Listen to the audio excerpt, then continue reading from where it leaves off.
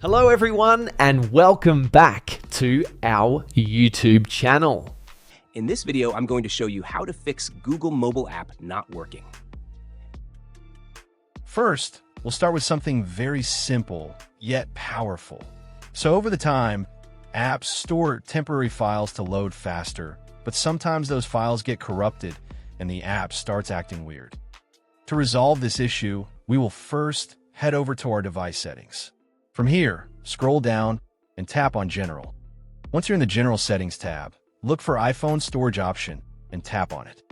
Over here, you can either search for the app or you can scroll down and look for it. Then tap on the app. On the next screen, you need to tap on the Offload app option. A confirmation pop-up will come up. Now tap on the Offload app option here.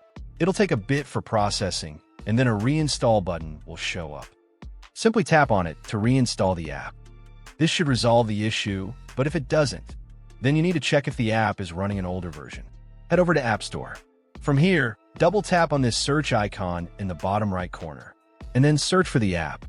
Once the app comes up in the search result, and if you see this update button right next to the app, simply tap on it to make sure you're running the latest version of the app. However, if you continue to encounter this issue, then you will need to completely reinstall the app, which usually resolves the problem. Head over to this screen the way we did before. And over here, tap on the Delete App option here to uninstall the app from your device. A confirmation pop-up will come up. Now tap on the Delete option here. Once uninstalled, open up App Store and search for the app in the search bar. After the app comes up in the search result, simply click on this cloud icon to install it back onto your device. Hopefully, this resolves the issue. If it does, consider sending a super thanks to support our channel. And also don't forget to hit the subscribe button. We'll see you in the next video.